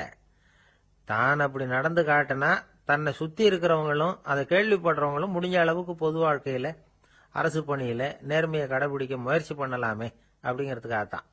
இப்பவும் சில பேர் இருக்கிறாங்க, இவங்க ஆபீஸ் வேற வீடு வேறன்னு நினைக்கிறது இல்ல, அவ்வளவு உரிமை. ஒருத்தர் அப்படிதான், அவருக்கு அவசரமா 5000 ரூபாய் தேவைப்பட்டது. ஆபீஸ் பணத்தை எடுத்துக்கிட்டார். அந்த நேரம் பார்த்து ஆடிட் வந்துட்டுது. ஆப்பிட்டுக்கிட்டார். விசாரணை நடக்குது. அவர் சொல்றார், சார் நான் நேரம் காலம் பார்க்காம ஆபீஸ்ல வேலை செய்வேன். ஏன்னா அதை என்னோட ஆபீஸா நினைக்கிறேன். அவசரத்துக்கு அந்த பணத்தை எடுத்தேன், மறுபடியும் வச்சுடலாம்னு தான் இருந்தேன். அதுக்குள்ள இப்படி ஆயிட்டுது. நீங்க என்ன நினைச்சாலும் சரி, நான் ஆபீஸ் வேற வீடு வேற அப்படின்னு நினைக்கிறது இல்ல, அது என்னோட சுபாவம் அப்படின்னார். விசாரணை பண்ணவர் தீர்ப்பு வழங்கினார். உங்க சுபாவத்துக்கு மதிப்பு கொடுத்து நானும் தீர்ப்பு வழங்குறேன். நீங்க கொஞ்ச நாள் ஜெயிலில் இருந்துட்டு வாங்க, அது உங்களுக்கு கஷ்டமா இருக்காதுன்னு நினைக்கிறேன். ஏன்னா அங்க போனாலும் நீங்க உங்க சுபாவப்படி வீடு வேற ஜெயில் வேறன்னு நினைக்க மாட்டீங்க அப்படின்னாராம். தானத்துல சிறந்தது எது அப்படின்னு ஒரு கேள்வியை கேட்டு, தானத்துல சிறந்தது நிதானம் அப்படின்னு அதுக்கு ஒரு பதிலும் சொல்றவங்க உண்டு. நிதானம் ரொம்ப அவசியம், அதுவும் இன்றைய உலகத்துக்கு ரொம்ப அவசியம். இன்னைக்கு உலகம் ரொம்ப பரபரப்பா போயிட்டு இருக்குது. பொறுமையா இருக்கணும்னு நினைக்கிறவங்களால கூட அப்படி இருக்க முடியறதில்ல. பொறுமையை சோதிக்கிறது மாதிரி பல சம்பவங்கள், அதையெல்லாம் சந்திச்சே தீர வேண்டியிருக்குது. எங்க போனாலும் கியூல நிக்க வேண்டியிருக்குது, எங்க போனாலும் காத்துக்கிட்டு இருக்க வேண்டியிருக்கு. ஆபீஸ்லயோ வீட்லயோ கூட நீங்க நிதானமா பொறுமையா நடந்துக்க தெரியலன்னா உங்களுக்கு சிடுமூஞ்சி முசுடு இப்படிலாம் பேர் வச்சிருவாங்க. அது உங்களுக்கு தேவையா? சரி, வாழ்க்கையில் பொறுமைசாலின்னு பேர் வாங்கறதுக்கு என்ன வழி? முதல் பாயிண்ட், நீங்க நினைக்கிறது, எதிர்பார்க்கறது, செய்யறது எல்லாமே 100% கரெக்டா நடக்கணும்னு ஆசைப்படக்கூடாது. எதுவா இருந்தாலும் அதுல ஓரளவுக்கு தவறு நடக்கலாம் அப்படிங்கறத எதிர்பார்த்தே இருக்கணும். ஓரளவுக்கு அதை அனுமதிக்கணும். ஒரு நண்பரை 6 மணிக்கு ஒரு இடத்துக்கு வர சொல்லி இருக்கிறீங்க. 6 மணிக்கு அவர் வரல, உடனே பொறுமை இழந்து நடந்துக்கப்படாது. ஒரு 10 நிமிஷம் டிலே ஆகலாம். ஒரு வர்ற வழியில பஸ்ஸு கூட ஏதாவது டிராபிக்ல மாட்டிருக்கலாம். அதெல்லாம் எதிர்பார்த்தே கொஞ்சம் காத்திருக்கிறதுல ஒன்றும் தப்பு இல்லை. சில சமயம் டிலே ஆகிறது கூட நல்லதா முடியும். ஒரு பஸ்ஸை தவற விட்டுட்டு ஐயோ கொஞ்சம் ஒரு 2 நிமிஷம் முன்னாடி வந்திருந்தா பிடிச்சிருக்கலாமே அப்படின்னு தவிச்சுக்கிட்டு இருப்பாங்க சில பேர். அடுத்தபடியா வர்ற பஸ் நேரடியா நீங்க போக வேண்டிய இடத்துக்கே கொண்டு போய் விடுற பஸ்ஸா கூட இருக்கலாம். அது உங்களுக்கு முன்னாடி தெரியாதுல்ல. சில நெருக்கடியான சூழ்நிலைகளை தமாஷா எடுத்துக்கிறதுக்கு பழகிக்கணும். சில இடங்களுக்கு போறப்ப காத்திருக்கிறதுக்கு நம்ம மனசை தயார்படுத்திக்கிட்டே போகணும். ஒரு ரயிலுக்கோ பஸ்ஸுக்கோ அல்லது விமானத்துக்கோ கப்பல் பிரயாணத்துக்கோ போறப்போ அங்க போய் நீங்க மணிக்கணக்கில் கூட காத்துக்கிட்டு தான் இருக்கணும். புறப்படுற நேரம் கூட மாறலாம். நீங்கள் போய் சேர்ந்ததும் அது உடனே புறப்படணும்னு கட்டாயமாக என்ன? அது மாதிரி சமயத்தில் படிக்கிறதுக்குன்னு சில சுவாரஸ்யமான புத்தகங்களையும் கையில் எடுத்துக்கலாம். உங்களை சுற்றி எவ்வளவோ சுவாரஸ்யமான சம்பவங்கள் நடந்துக்கிட்டு இருக்குதுல்ல, அதையெல்லாம் வேடிக்கை பாருங்கள். எதுக்காக காத்துக்கிட்டு இருக்கிறோமோ அந்த காரியத்தில் உண்மையாகவே நமக்கு ஒரு அக்கறை இருந்தால் நமக்கு போர் அடிக்காது. சில கோயில்களில் பார்த்துருப்பீங்க, தரிசனத்துக்காக பக்தர்கள் நாள் கணக்கில் காத்துக்கிட்டு இருப்பாங்க. அவங்களெலாம் அழுத்துக்கிறது இல்லை. ஆண்டவனை தரிசிக்கணுங்கிற உண்மையான அக்கறை இருக்கிறதுனால அவங்களுக்கு போர் அடிக்கிறது இல்லை. ஆனால் சில சினிமா தியேட்டரில் கூட பார்க்கலாமே, சினிமா கியூ கூட அப்படி தான். சாயந்தரம் 6 மணி ஆட்டத்துக்கு காலம்பரம் 6 மணிக்கே போய் கூட காத்துக்கிட்டு இருப்பாங்க. அவங்களுக்கெல்லாம் போர் அடிக்காது, படம் பார்க்குற ஆர்வம். இன்னொரு முக்கியமான விஷயத்தை நாம் பழக்கப்படுத்திக்கணும். லிவ் ஃபார் தி மூமெண்ட் அப்படிங்கிறாங்க நிபுணர்கள். ரொம்ப பேர் எப்படின்னா அடுத்தபடியாக நடக்க போகிற விஷயத்திலேயே கவனமாக இருப்பாங்க. அந்த நினைப்புலேயே இந்த நிமிஷத்தை பொறுமை இல்லாமல் கழிப்பாங்க. ஒருத்தர் இருக்கார், அவர் எப்படின்னா ஆஃபீஸ் முடியறதுக்குள்ளேயே சார் 5 மணிக்கெல்லாம் ரெடியாக இருங்க, நாம் அந்த ஹோட்டலில் போய் டிஃபன் சாப்பிட்ணும் அப்படின்னு 4 மணிலேருந்து சொல்லிகிட்டு இருப்பார். 4:55 பரபரப்பாக ஓடி வருவார். 2 பேரும் புறப்படுவோம், ஹோட்டலுக்கு போவோம், சாப்பிட்டுக்கிட்டு இருப்போம். அப்படி சாப்பிட்டுட்டு இருக்கிறப்ப சார் சாப்பிட்டு முடிச்சது நேராக ஒரு ஜவுளி கடைக்கு போகிறோம் அப்படிம்பார். பரபரக்க சாப்பிட்டு முடிப்பார், புறப்படுவார். ஜவுளி கடையில் அவசரமாக சீக்கிரம் பில் போடுங்க சார், சினிமாவுக்கு நேரம் ஆகிடும்பார். சினிமா தியேட்டரில் உட்காந்து அடுத்தபடியாக எங்கே டின்னர் சாப்பிட்றதுன்னு யோசனை பண்ணிகிட்டு இருப்பார். ராத்திரி படுக்கையில் விழுந்ததுக்கு அப்புறமும் நாளைக்கு காலையில் எழுந்திரிச்சதும் அதை பண்ணணும் இதை பண்ணணும்னு திட்டம் போட்டுக்கிட்டே இருப்பார். அதாவது எப்பவும் அடுத்த நிமிஷம், அடுத்த நாள், அடுத்த வாரம், அடுத்த வருஷம், இதுதான் அவங்க சிந்தனை. இந்த நிமிஷம் என்ஜாய்மெண்ட்டை அவங்க இழந்துடுறாங்களாம். அதனால தான் வாழ்நாள் பூரா பொறுமையின்மை, அவஸ்தை, அல்லல். அதனால் நாம் எல்லாரும் வாழ்க்கையில் நிதானமாக இருக்கிறதுக்கு கற்றுக்கணுமா. அதுக்காக இந்த நிதானத்துக்கு வேறு விதமான அர்த்தம் பண்ணிக்கக்கூடாது. ஒருத்தர் அப்படித்தான் ஒரு தடவை அவருடைய குதிரை காணாமல் போயிட்டு தான். அதுக்காக அவர் கவலைப்படல, நிம்மதியாக இருந்தார், சந்தோஷமாக இருந்தார். என்ன சார் இது, உங்கள் குதிரை திருட்டு போயிட்டுதுங்கிறீங்க, நீங்கள் கவலைப்படாமல் இருக்கிறீங்களே அப்படின்னு கேட்டாங்களாம்.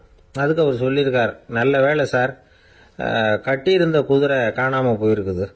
நான் அது மேலே உட்காந்துருக்கிற சமயம் அது காணாமல் போயிருந்ததுன்னா, திருட்டு போயிருந்ததுன்னா நானும் சேர்ந்துல காணாமல் போயிருப்பேன் அப்படின்னாராம். எவ்வளவு நிதானமான ஆள் பாருங்க. திபேத் நாட்டில் புத்த மடாலயங்கள் நிறைய உண்டு. அதுக்கு ஒரு தலைமையகமும் உண்டு. அது இந்த திபேத் தலைநகரம் லாசாவில் இருக்குது. ரொம்ப காலத்துக்கு அப்பால் அதை பற்றியெல்லாம் நிறைய விவரங்கள் எழுதி வச்சிருக்கிறாங்க. அது இப்போவும் நமக்கு கிடைக்குது. அதாவது ரொம்ப தூரத்துக்கு அந்தாண்ட மலைகளுக்கு நடுவில் ஒரு கிளை மடாலயம். அந்த மடத்தின் தலைவருக்கு வயசாயிட்டு தான். அதனால் தலைமை பொறுப்பை வேற ஒருத்தர்கிட்ட ஒப்படைக்கலாம் அப்படின்னு முடிவு பண்ணாராம். உடனே ஒரு லாமாவை கூப்பிட்டார். அவர் மூலமாக தலைமை மடாலயத்துக்கு செய்தி அனுப்புனார், பொருத்தமான வாரிசு ஒருத்தரை அனுப்பி வைக்கும்படியாக. அந்த வாலிப லாமா புறப்பட்டார். காடு மேடெல்லாம் நடந்து போறார். ரொம்ப நாள் கழிச்சு தலைமை பீடத்தை அடைஞ்சார். தலைமை குரு கிட்ட விவரத்தை சொன்னார். தகுதியான ஒருத்தரை அனுப்பி வச்சா அழைச்சிட்டு போறேன் அப்படின்னார். சரி, நாளைக்கு காலையில் நீங்கள் அவங்க எல்லாரையும் அழைச்சிட்டு போகலாம்னார் அவர். அவங்க எல்லாரையுமா? அங்கே தேவைப்படுறது ஒருத்தர் தானே அப்படின்னார் இவர். ஆமான்னார். அப்புறம் ஏன் எல்லாரையும் அழைச்சிட்டு போக சொல்கிறீங்கன்னார். அது இப்போ உனக்கு புரியாது. நான் ஒரு 100 பிக்குகளை அனுப்புகிறேன், அதாவது பிட்சுகளை. அவ்வளவு பேரையும் அங்கே வச்சு சமாளிக்க முடியாது அப்படின்னாரு இவர். இருந்தாலும் இப்போ அந்த தலைமை குரு என்ன சொன்னார்னா, அதை பற்றி கவலைப்படாத, நான் 100 பேரை அனுப்புகிறேன். அதில் 99 பேர் வழியிலேயே காணாமல் போடுவாங்க, ஒருத்தன் மட்டும்தான் வருவான். அவனும் அங்கே சேர்ந்துட்டானா நீ ரொம்ப கொடுத்து வச்சவன் அப்படின்னார். இவருக்கு ஒன்றும் புரியல. இருந்தாலும் மறுநாள் அந்த வாலிப லாமா 100 பேரை அழைச்சிக்கிட்டு புறப்பட்டார். போகிற வழியிலேயே பல பேர் அங்கங்கே பிச்சுக்கிட்டு போயிட்டாங்க. அவர் சொன்னது மாதிரியே. வழியில் அவங்க ஊர்கள் இருந்தது தான் காரணம். அப்பா அம்மாவை பார்த்துட்டு வரேன் அப்படின்னு கொஞ்சம் பேர் போனாங்க. சொந்த பந்தத்தை பார்த்துட்டு வரேன் அப்படின்னு கொஞ்சம் பேர். ஒரு வாரம் ஆச்சு. இப்போ மிஞ்சினது 10 பேர் தான். வழியில் ஒரு நகரம். அங்கே சில பிட்சுக்கள் சந்திச்சாங்க. எங்கள் மடத்து தலைவர் இறந்துட்டார், உங்களில் யாராவது ஒருத்தர் எங்களுக்கு தலைவராக முடியுமா அப்படின்னு கேட்டாங்க. 10 பேரும் தயார். அதில் ஒருத்தரை அழைச்சிக்கிட்டு அவங்க போயிட்டாங்க. இன்னொரு ஊரில் சில பேர் வந்தாங்க, வழிமறிச்சாங்க. நில்லுங்க, எங்கள் மன்னர் மகளுக்கு திருமணம், அதை நடத்தி வைக்க 3 லாமாக்கள் தேவை அப்படின்னாங்க.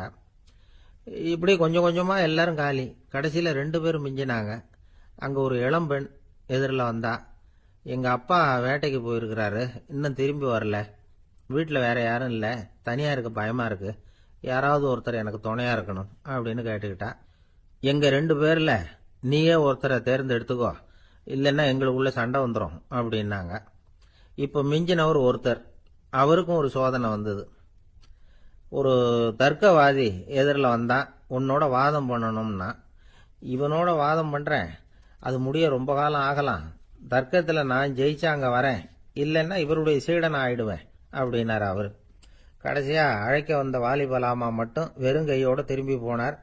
அங்க இருந்த வயசான மடாதிபதி கேட்டார், எத்தனை பேர் அங்கிருந்து புறப்பட்டீங்கன்னார். என்னையும் சேர்த்து 101ன்னார் அவரு. நல்லது, நீயாவது திரும்பி வந்திய, அதுதான் எனக்கு போதும். ஏன்னா நீ தான் எனக்கு உண்மையான வாரிசு. அந்த 100 பேர்ல யாரும் வரமாட்டாங்க அப்படின்னார் அவர். ஏன்னா அவருக்கு தெரியும் இவர் ஒருத்தர் தான் திரும்பி வருவாருங்கிறது.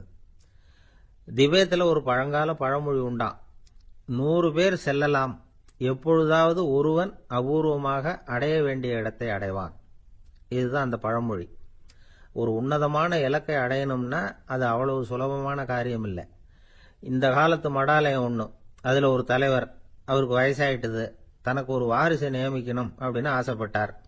ரொம்ப கஷ்டப்பட்டு ஒருத்தரை பிடிச்சார். தனக்கு வாரிசா நியமிச்சுட்டு அவர் சமாதி ஆயிட்டார். புதுசா பொறுப்பேற்றுக்கிட்டவர் அப்படியே உட்காந்துருந்தார். அவரை தேடிட்டு பத்திரிகை நிருபர்கள்லாம் வந்தாங்க, கேட்டாங்க. அவர் உங்க பொறுப்புல அவர் பெரியவர் விட்டுட்டு போன இது எவ்வளவு சுமாரா தேரும், எவ்வளவு விட்டுட்டு போனார் அப்படின்னு கேட்டிருக்கிறாங்க. அது என்ன ஒரு 50 லட்சம் இருக்கும் அப்படின்னாராம். அவ்வளவும் பணமா அப்படின்னு கேட்டிருக்காங்க. இல்லைங்க, கடன் அப்படின்னாராம் இவர். ஒரு காட்டுல ஒரு நரி இருந்தது. ஒரு நாள் காலை நேரம் அது தன்னுடைய இருப்பிடத்திலிருந்து வெளியில வந்தது. கொஞ்ச தூரம் நடந்து வந்தது. அப்பதான் அது தன்னோட நிழலை கவனிச்சு பார்த்தது. பார்த்தா அது ரொம்ப நீளமா பெருசா இருக்குது. காலை நேரத்துல நிழல் அப்படித்தானே இருக்கும். ஆனா அந்த நரிக்கு அந்த விஷயம் தெரியல. தன்னுடைய நீண்ட பெரிய நிழலை பார்த்து ஆச்சரியப்பட்டது. ஆஹா, நாம இவ்வளவு பெருசாவா இருக்கிறோம் அப்படின்னா என்னுடைய காலை சாப்பாட்டுக்கு ஒரு யானை இல்லைன்னா ஒரு ஒட்டகம் கிடைச்சாதான் சரியா இருக்கும் போல இருக்கு அப்படின்னு முடிவு பண்ணிட்டுது. உடனே ஒரு யானை அல்லது ஒட்டகத்தை தேடி அலைஞ்சது, எங்க கிடைக்கும்னு. கிடைக்கவே இல்லை. மத்தியானம் 12 மணி ஆயிட்டுது. பசியோட அலையுது. இப்ப தன்னோட நிழலை பார்த்தது. அது மத்தியான நிழல் எப்படி இருக்கும், அது ரொம்பவும் குறுகி போய் தெரிஞ்சது. உடனே அந்த நரி என்ன நினைச்சுக்கிட்டு தான் தெரியுமா, காலை ஆகாரம் சாப்பிடாததுனால நம்ம உடம்பு இப்படி அழிச்சு போட்டுதே அப்படின்னு நினைச்சுக்கிட்டு தான். கொஞ்ச நேரம் கழிச்சு மறுபடியும் தன்னுடைய நிழலை பார்க்குது. அது இன்னமும் குறுகி போய் காலடியிலேயே வந்துட்டுது. அதுக்கு பயமா போயிடுது. ஐயோ, இன்னும் கொஞ்ச நேரத்துல நாம இறந்துருவோம் போல இருக்க, இப்ப என்ன செய்யறது? இந்த சமயத்துல ஒரு எறும்பு கிடைச்சா கூட போதும், அதை நம்ம காலை ஆகாரமா நினைச்சு சாப்பிட்டு விடலாமே அப்படின்னு நினைச்சுதான். நம்முடைய நிழல் கூட நம்மள மாதிரியே தான் அடிக்கடி மாறிக்கிட்டே தான் இருக்குது. அது எப்பவும் ஒரே மாதிரி இருக்கிறது இல்ல. மனிதனுக்கு ஏற்படுகிற தன்முனைப்பு இருக்கு பாருங்க, ஈகோ, அது கூட ஒரு நிழல் மாதிரி தானா. அப்படி நினைக்க ஆரம்பிச்சுட்டா அதனால ஏதும் பிரச்சனை வராதான். தன்முனைப்பை நிழல் போலவே ஏற்றுக்கொள்ளுங்கள் அப்படிங்கிறது பெரியவங்க கருத்து. ஒரு காரியத்தை வெற்றிகரமா நல்ல விதமா செஞ்சு முடிக்கிறோம்னு வச்சுக்கோங்க, அந்த சமயத்துல ஒரு வித நுட்பமான தற்பெருமை நமக்குள்ள உண்டாகுது. இது இயற்கையானது, அதனால இது மேல பற்று வைக்கக்கூடாது. அப்படி வைக்க ஆரம்பிச்சுட்டா அந்த தற்பெருமை ஒரு நிரந்தர விருந்தாளியா நம்ம கிட்ட தங்கிக்கும். நம்ம நிழல் எப்படின்னு பாருங்க, நாம நடக்கும் பொழுது நம்ம பின்னாடியே வரும். தன்முனைப்பையும் அப்படியே நினைச்சுக்குங்க. நிழல் யாருக்கும் எந்த பிரச்சனையையும் உண்டாக்குறது இல்லை. ஆனா அந்த நிழலை கண்டே நாம பயப்பட ஆரம்பிச்சுட்டா நாம எதுலயும் வெற்றி காண முடியாது. நிழலோட சண்டை போடக்கூடாது. அது மாதிரி தன்முனைப்போடவும் நாம சண்டை போட வேண்டியதில்லை. இல்லாத ஒன்றோடு சண்டை போடுறது எப்படின்னா, அது இருட்டோட சண்டை போடுறது மாதிரி. நாம நிழல் கிடையாது, நம்ம கிட்ட இருக்கிற தன்முனைப்பு ஒரு நிழல். நம்ம நிழலையும் நமக்கு சமமா பாக்குறோம் பாருங்க, அங்கதான் சிக்கலே ஆரம்பம். இப்போ நாம நடந்து போயிட்டு இருக்கிறோம், நம்ம நிழல் தரையில விழுது. யாரோ ஒருத்தர் நம்ம நிழல் மேல காலை வச்சு நடந்து போறார். உடனே அவர்கிட்ட சண்டைக்கா போறோம், ஏண்டா என் நிழலை மிதிச்ச அப்படின்னு. நமக்கு தெரியும் அது நிழல் தாங்கிறது. அவர் உங்க மேல நடக்கல, உங்களுடைய நிழல் மேலதான் நடக்கிறார். அது மாதிரி உங்க தன்முனைப்பின் மேல யாராவது நடந்தா உங்களை அவமானப்படுத்துறதா நினைக்கிறீங்க. காரணம், நாமளும் நம்ம தன்முனைப்பும் ஒண்ணுங்கிற நினைப்பு தான் காரணம், மற்றபடி வேற ஒண்ணும் கிடையாது. நம்ம நிழல் மேல நடக்கிறவர் நம்மளை காயப்படுத்துறது இல்ல. தன்முனைப்பு வேண்டாத ஒன்னாவும் பார்க்க வேண்டியதில்லை. அது இயற்கை. நிழலை உங்க முன்னாடி வைக்க வேணாம், அது உங்க பின்னாடியே இருக்கட்டும். நிழலின் நிழலாகி விடாதீர்கள், நீங்கள் நீங்களாகவே இருங்கள். இதுதான் சான்றோர் சிந்தனை. ஒரு பேருந்துல ஒரே நெரிசல். ஒருத்தர் பக்கத்துல நின்றுகிட்டு இருந்தவர்கிட்ட ரொம்ப பணிவா விசாரிச்சார், ஏன் சார் நீங்க ஏதாவது பெரிய உத்தியோகத்துல இருக்கிறீங்களா அப்படின்னாரு. அப்படிலாம் ஒண்ணும் இல்லைங்கன்னார் அவரு. அப்படின்னா வேற ஏதாவது அரசியல்ல பெரிய பதவியில் இருக்கிறீங்களா அப்படின்னு கேட்டார். அதுவும் இல்லைங்கன்னார். சரி, பணமாவது அதிகமா வச்சிருக்கீங்களா அப்படின்னு கேட்டார். அப்படிலாம் ஒன்றும் கிடையாது சார்னார் அவரு. அப்புறம் எதுக்குடா என் காலை மிதிச்சுக்கிட்டு இருக்கிற, எடுறா காலை அப்படின்னாராம். ஒரு ஆள் இருந்தான், நிறைய பணம் சம்பாதிச்சான், ஆனா செலவு பண்ண மனசு வரல, கருமி. அவன் என்ன பண்ணா, சேர்த்த பணம் பூராவையும் ஒரு மரத்தடியில புதைச்சு வச்சிருந்தான். வாரத்துக்கு ஒரு தடவை அந்த மரத்தடிக்கு வருவான், புதைச்ச இடத்த ஆவலோட பார்த்துக்கிட்டு இருப்பான், அதுக்கப்புறம் போயிடுவான். அவ்வளவுதான். ஒரு நாள் ஒரு திருடன் வந்தான், இவன் புதைச்சு வச்சிருந்ததெல்லாம் எடுத்துட்டு போட்டான். இது தெரிஞ்சு போச்சு. அந்த கருமி புலம்ப ஆரம்பிச்சுட்டான். இவன் புலம்பல கேட்டதும் அக்கம் பக்கத்துல இருந்தவங்க எல்லாம் ஓடி வந்தாங்க. என்ன விஷயம்னு விசாரிச்சாங்க. இவன் சொன்னான். ஒரு பெரியவர் கேட்டார், ஏப்பா வாரம் இந்த இடத்த பாக்குறதாக சொன்னீங்க, எப்பவாவது இதுல இருக்கிற பணத்தை எடுத்து செலவு பண்ணிருக்கியா அப்படின்னு கேட்டார். நான் அப்பப்போ அதை பாக்குறதுதான் வழக்கம், அதை தொட்டதே இல்லைன்னு. சரி அப்படின்னா இப்பவும் நீ அதே மாதிரி வாரம் ஒரு தடவை இந்த இடத்த பாத்துட்டு போகலாமே அப்படின்னாராம் அந்த பெரியவர். அதுவும் சரிதானே, எவ்வளவு காலமானாலும் அவன் அந்த பணத்தை எடுத்து செலவு பண்ண போறதில்ல. அப்படி இருக்கிறப்ப உள்ளே பணம் இருந்தாலும் ஒண்ணுதான், இல்லாம போனாலும் ஒண்ணுதான். இதுல இருந்து என்ன புரியுதுன்னா, ஒருத்தர் கிட்ட இருக்கிற பணத்தை கொண்டு அவரு பணக்காரரா ஏழையா அப்படின்னு முடிவு செய்யறது சரியில்லை. அந்த செல்வத்தை அனுபவிக்கிற திறன், பயன்படுத்துற திறன், அதை வச்சுதான் அவர் ஏழையா பணக்காரரா அப்படிங்கறத நிர்ணயம் பண்ணணும். அதுதான் சரி. செலவு பண்ண தெரியாதவன் சேகரம் பண்ணிட்டே இருக்கிறதுனால என்ன பிரயோஜனம்? தலைமுடியே இல்லாதவன் தாராளமா சீப்புகளை வாங்கி சேகரம் பண்றது மாதிரி தானே இது. சில சமயம் செலவு பண்ண நாம தயாரா இருந்தா கூட அந்த செல்வம் நமக்கு பயன்படுறதில்லை. அரேபியாவில் ஒரு நகை வியாபாரி விலை உயர்ந்த முத்துக்களை எல்லாம் அவர் வச்சு வியாபாரம் பண்ணிட்டு இருந்தார். அவர் ஒரு சமயம் ஒரு பாலைவனம் வழியா போயிட்டு இருக்கிறார் ஒட்டகத்துல. அப்போ திடீர்னு கடுமையான புயல் வீச ஆரம்பிச்சுட்டு திசை தவறி இவர் எங்கேயோ வந்துட்டார். கூட வந்தவங்களையும் காணல, எங்க போனாங்களோ தெரியல. இவர் ரொம்ப பயந்து போய் அங்கேயும் இங்கேயுமா அலைஞ்சு தெரிகிறார். வழியே தெரியல, பசி கடுமையாயிட்டுது. ஒட்டகத்து முதுகுல ஒரு மூட்டை இருந்தது, அதை பிரிச்சு பார்த்தார். உள்ள ஏதாவது இருக்கான்னு தேடி பாக்குறார். அது வரைக்கும் கண்ணுல தட்டுப்படாத அபூர்வமான ஒரு பை கண்ணுல போட்டது. ஆஹா, அதுல ஏதாவது சாப்பிடறதுக்கு இருக்கும் அப்படின்னு நினைச்சு ஆவலா அதை பிரிச்சு பாக்குறார். அந்த பையில விலை உயர்ந்த முத்துக்கள் நிறைய இருந்ததாம். அப்பதான் அவர் நினைச்சாராம், விலை உயர்ந்த முத்துக்கள் கூட சாப்பிடுறதுக்கு உணவாக முடியாது அப்படிங்கறத புரிஞ்சுக்கிட்டாராம். எந்த நேரத்துல எது நமக்கு தேவையோ அது நமக்கு தாராளமா கிடைக்கணும். அப்படி அது கிடைக்கிறதுக்கு நம்ம கிட்ட இருக்கிற செல்வம் பயன்படணும். அது நமக்கும் பயன்படலாம், நம்ம மூலமா அடுத்தவங்களுக்கும் பயன்படலாம். அதுதான் செல்வத்தின் பயன். ஒரு மரத்தடியில ஒருத்தன் உட்கார்ந்து அழுதுகிட்டு இருந்தான். அந்த பக்கமா வந்த இன்னொருத்தன் ஏப்பா அழுதுகிட்டு இருக்கிறேன்னு கேட்டான். இந்த இடத்துலதான் பூமிக்கு அடியில பணம் இருக்குது, புதைச்ச இடம் தெரியல, அதான் அழறேன் அப்படின்னா. நல்லா ஞாபகப்படுத்தி பாரு, எந்த இடத்துல புதைச்ச அப்படின்னு கேட்டான் இவன். அது எப்படி எனக்கு தெரியும், புதைச்சு வச்சிருக்கிறவன் நான் இல்லையே, எங்க எழுத்து விட்டுக்காரன் அப்படின்னானா இவன்.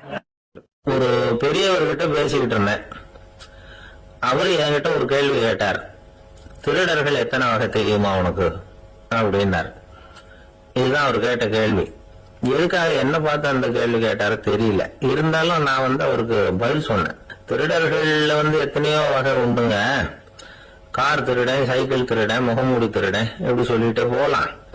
இருந்தாலும் என்னுடைய சிற்றறிவுக்கு எட்டின வரையில திருடர்களை 2 வகையா பிரிக்கலாம் அப்படின்னு நினைக்கிறேன். ஒன்னு ராத்திரியில திருடுற திருடன், இன்னொருத்தன் பகல்ல திருடுற திருடன். அதாவது பகல் திருடன், ராத்திரி திருடன் அப்படின்னு பெரியவர் சிரிச்சார். என்ன சிரிக்கிறீங்களா? என்ன கள்வர்கள் 4 வகை அப்படின்னு ஆரம்பிச்சார். எப்படின்னு கேட்டேன். சாப்பாட்டுக்கு இல்லாம திருடுறாங்க பாருங்க, அது ஒரு வகையாம். சாப்பாட்டுக்கு இருந்தும் திருடுறாங்க பாருங்க, அது ஒரு வகையாம். இதை தவிர இன்னும் ஒரு 2 வகை திருட்டு உண்டு. அது என்னன்னா, ஆண்டவன் கிட்ட இருந்து நாம திருடுற திருட்டு, இன்னொன்னு என்னன்னா நம்ம கிட்ட இருந்து ஆண்டவன் திருடுற திருட்டு அப்படின்னார். எனக்கு ஒண்ணும் புரியல. என்ன சார் இது, ஆண்டவனையே வந்து திருடன்னு சொல்றீங்களே அப்படின்னு ஆச்சரியமா. ஆமாங்க, ஆண்டவனை வந்து கள்வன்னு சொல்றது இல்லையா? காஞ்சிபுரத்துக்கு பக்கத்துல திருக்கார்வனம் அப்படின்னு ஒரு ஊர் இருக்கு. அங்க உள்ள பெருமாளுக்கு வந்து கள்வர்னு தான் பேரு. அது மட்டும் இல்ல, திருமங்கையாழ்வார் தம்முடைய திரு நெடுந்தாண்டகத்துல கார்வனத்துள்ளாய் கல்வா அப்படின்னு தான் அழைக்கிறார் அப்படின்னு நிறைய உதாரணம்லாம் சொல்ல ஆரம்பிச்சார். அதுக்கப்புறம் அவர்கிட்ட பேசி நான் புரிஞ்சுக்கிட்ட விவரங்களை தான் இப்போ நான் இப்போ உங்ககிட்ட சொல்ல போறது. அதாவது அவர் சொன்ன முதல் வகை திருடர்கள் வந்து சாப்பாட்டுக்கு இல்லாம திருடுறவங்க. இவங்களை வந்து திருத்தி போடலாம். சாப்பாட்டுக்கு இருந்தும் பணம் சேர்க்கணுங்கிற ஆசையால பொய் கணக்கெல்லாம் எழுதுறாங்க பாருங்க, அவங்க தான் 2வது வகை. 3வது வகை திருட்டு தான் மிகப்பெரிய திருட்டு. இறைவனுக்கு சொந்தமானதை நம்முடையதுன்னு நினைக்கிற திருட்டு. எது இறைவனுக்கு சொந்தமானது அப்படின்னா ஆத்மா. பகவானுக்கு சொந்தமான ஆத்மாவை நம்முடையதுன்னு நினைக்கிறது தான் அந்த மாபெரும் திருட்டு. இதுக்கு பேரு தான் ஆத்மாபகாரமா. சரி, இதுக்கு பரிகாரம் என்ன? எல்லாம் இறைவனுடையது, நமக்கு ஒண்ணும் இல்ல அப்படின்னு நினைக்கிறது தான் இதுக்கு பரிகாரம். இதெல்லாம் இருக்கட்டும். 4வது திருட்டு ஒண்ணு சொன்னோம்ல, ஆண்டவன் நம்ம கிட்ட இருந்து திருடுறது. அது எப்படி?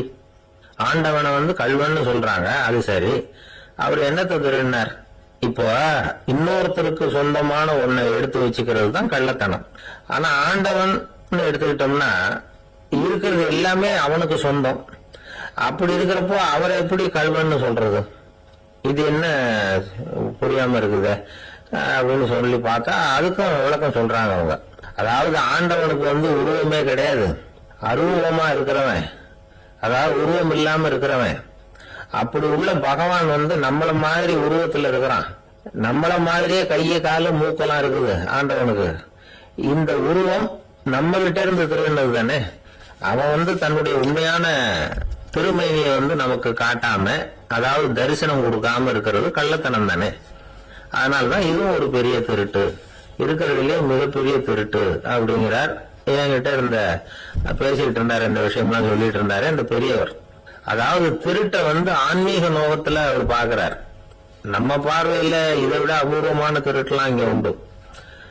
அபூர்வமான திருடர்களும் உண்டு. ஒரு திருடன் சிறையிலிருந்து விடுதலையாகி வெளியில போனான். கொஞ்ச நாள்ல மறுபடியும் திரும்பி ஜெயிலுக்கு வந்துட்டான். அப்போ சிறை அதிகாரி அவனுக்கு வந்து அறிவுரை சொன்னாராம். ஏன்பா இப்படி அடிக்கடி தப்பு பண்ணிவிட்டு ஜெயிலுக்கு வந்துடுறியே, உனக்கு சொந்த பந்தம் எதுவும் இல்லையா? உனக்கு அப்பா அண்ணன் தம்பிகள் அவங்க கூட எல்லாம் சேர்ந்து வாழணுங்கிற ஆசை இல்லையா அப்படின்னு கேட்டிருக்காரு. அவங்களோட சேர்ந்து வாழணுங்கிற ஆசை எனக்கு நிறைய உண்டுங்க சார் அப்படின்னு அவன். அப்புறம் எதுக்கு இப்படி ஜெயிலுக்கு வந்துடுற அப்படின்னாரான் அவரு. அவங்க எல்லாருமே இங்கதானே சார் இருக்காங்க அப்படின்னு அவன். ஒரு நண்பர் வந்தார். ரொம்ப இறுக்கமா உடை அணிஞ்சிருந்தார். அதாவது ஆடைக்குள்ள அவர் மாட்டிக்கிட்டு இருந்தது மாதிரி தெரிஞ்சது.